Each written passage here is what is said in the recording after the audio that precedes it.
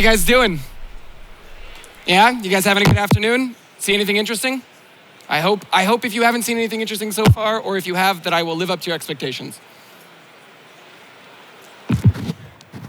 Much better. Nope, still worse. How are we doing there? Okay, hands-free, who needs it? Okay, how's everybody doing? My name's Liam. I'm gonna be talking to you today about chatbots. I jokingly called it Uber for Conversations, and that ended up on the agenda. So we're gonna be talking about chatbots, Uber for Conversation. Really quickly, I work at a company called Algolia. Has anybody here heard of Algolia or seen our stand today? There we go, a few people, some developers. Awesome. So we are a search as a service company. We don't do anything in chatbots, which is why I'm really excited to talk about chatbots today. I'm selling you absolutely nothing.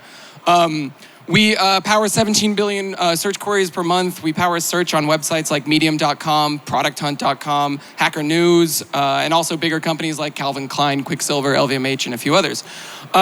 We are a pretty awesome API company, and we're really interested in chatbots because search is a conversation. It's how people talk to your product and tell you what you want, and they get an answer. There's a very interesting similarities.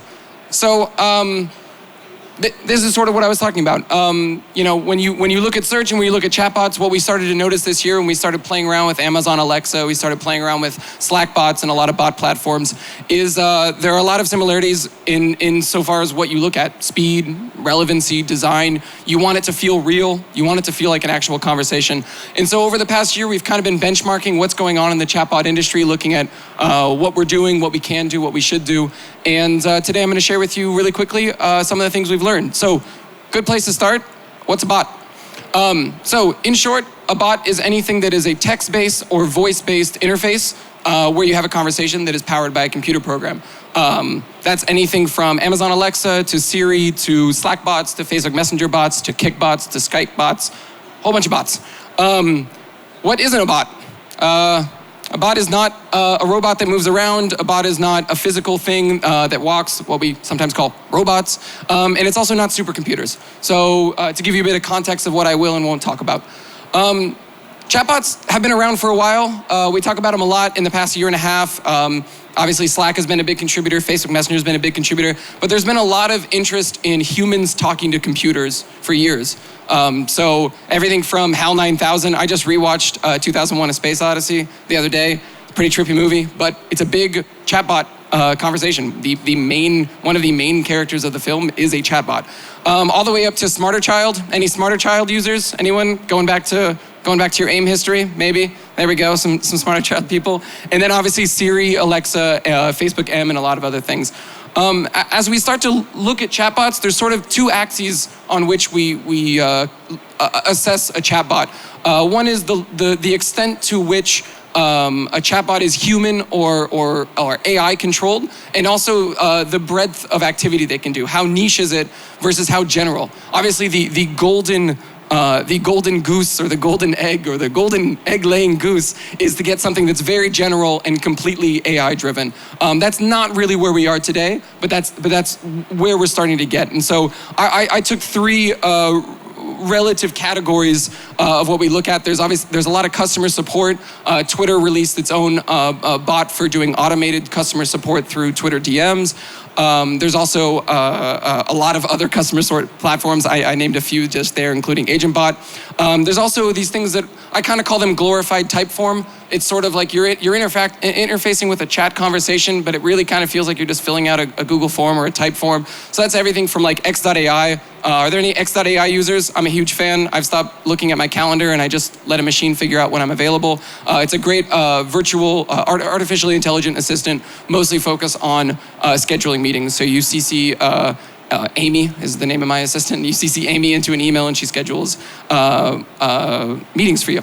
And then there's things that are sort of like a search bar extension. And these are things like e-commerce websites. So when you say like, find me a cheap iPhone to a chatbot, it's really just figuring out what you're looking for and then querying a database and coming back. And that's sort of where we're at. And obviously, e-commerce is much more machine-driven, but it's also very niche, whereas customer support is more general. It can handle different conversations, but it's also a lot more human-powered. You often have an initial conversation or a series of conversations that are machine-driven, but then you have a human in the background to handle more complex queries.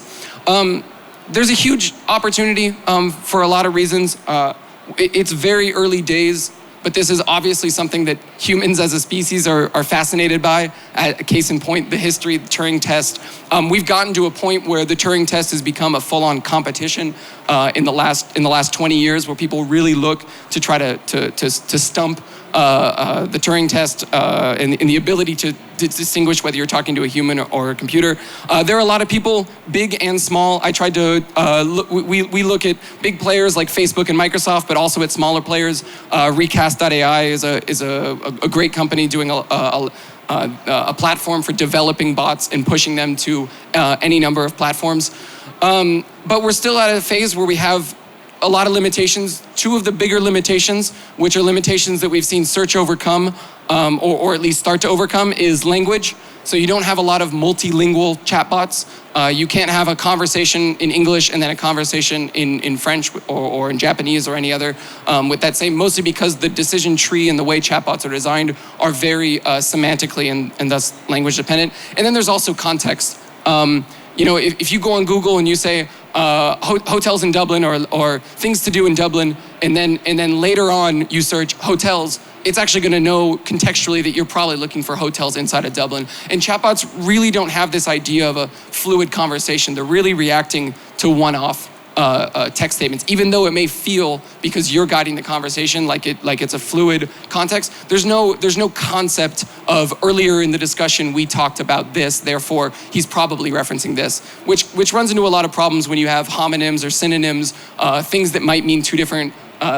Might have two different meanings depending on the context, and this is something that again search has conquered, or at least people doing search well have conquered, but chatbots aren't really there. So I've got about 10 minutes, and I thought I'd run through some of the more interesting chatbots that we've run across. So let's jump into it. So this is one of the more popular chatbots today. Mitsuko. Has anyone here played around with Mitsuko before? Yeah, okay. So Mitsuko is a really weird, it's a very atypical thing. You can Google it and look at it. I think the website is just mitsukobot.com or something. But it is a very natural conversation and a very emotional conversation. There's no end game. The experience is talking to what I basically sum up as a 16-year-old anime female. So you can imagine, it's a very weird experience. The website is not what I would call design friendly. I think my designers would be angry that I even put it on a slide.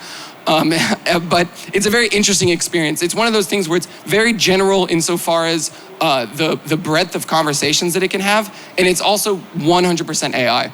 And pretty amazing. Like I was playing around with it just a few weeks ago, and I was trying to figure out how to apologize for having to leave for a meeting at the end of the conversation, and then I realized that it did not care at all whether I was there. And so it's a very interesting experience. So this is one of the it's simultaneously niche and a very good example for where we want chat-based conversation to go when it's powered 100% by AI. And then there's some other ones that I really like. Are there any Duolingo users out there? Anyone trying to pick up Portuguese or Farsi or whatever your language of choice is? Maybe Finnish, why not? So Duolingo came out with bots that are education-based bots. And this is a really good example of where chatbots are accelerating more quickly than in other spaces, which is where you have a content-based a media company that manages content, which is essentially what Duolingo is. They have a series of courses for you to learn new languages, and it feeds you this content over time, and it's already been pre-structured, and they know that this content comes after that one. And they're using the chat interface as an opportunity to, one, stay more connected with their users, and two, to feed a different way of doing call and response education. So they have one bot per language. A single bot is talking to thousands or however many users they have for that given bot. And it's a very smart adaptation of a content-based business. If you're doing a content-based business today, if you're managing a newspaper, which I'll talk a little bit more about, some good media examples, chatbots are a really good place to look because it's essentially another way to interact with people, another way for you to distribute your content. Moving on, Birdly is one that I'm a huge fan of. They just went through YC earlier this year. They've played around with probably the most widespread combination of Slack bots out there. They originally started doing just take a picture of a receipt and build an expense report inside of Slack, but they've been doing tons of things. They're currently working on something really cool that I got to check out last week. And this is a good example because they're essentially being an interface leveraging multiple APIs and giving it to you in the interface you want. And so you have this sort of, it's not so much a middleman, but really an aggregator of information. And you're seeing this new type of content aggregator, an information aggregator in a simple interface. And because they're B2B focused, they've chosen Slack as their main channel of activity, which works really well because once you're on Slack, you're on the entire team instantly. So user adoption is a really easy thing to get into.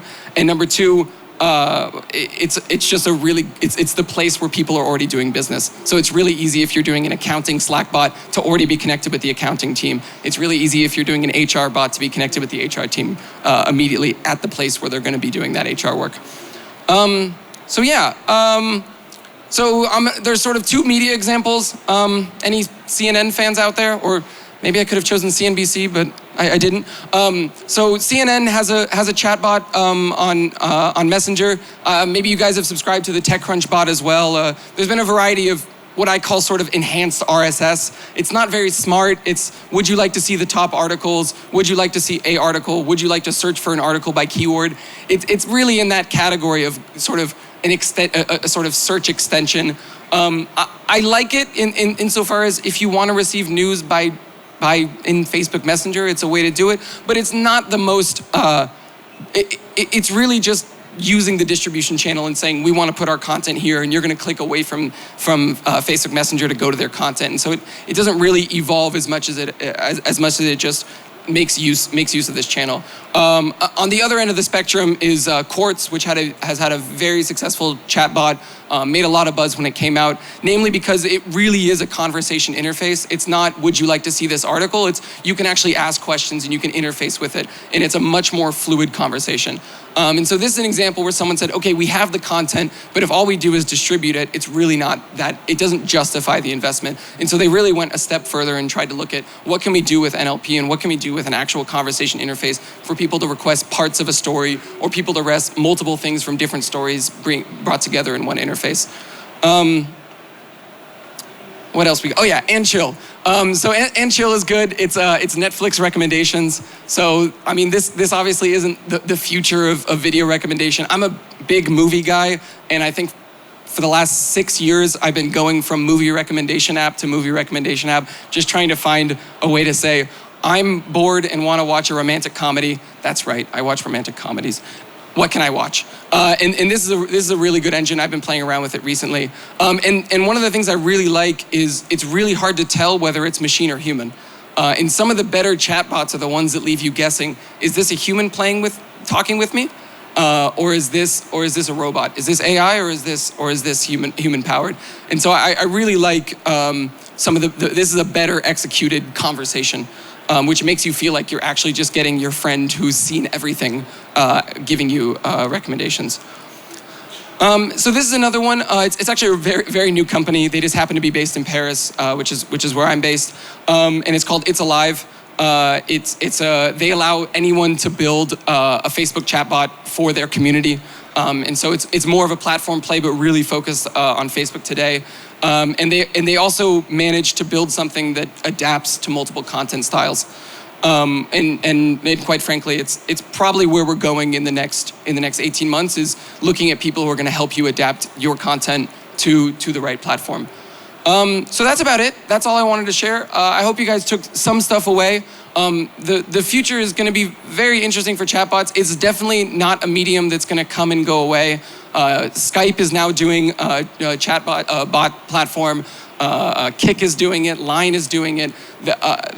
There is a desire for humans to interact with computers, and there's almost our same love for magic seems to be our love for chatbots, where we're simultaneously constantly disappointed that it's not one step further than it is, but at the same time, we really want to believe that there's a future where you can't really tell who you're talking to, and it doesn't really matter because you're getting what you're looking for when you're looking for it. So thank you guys for coming out. I'm going to be around for the next few days. Feel free to come by and say hi.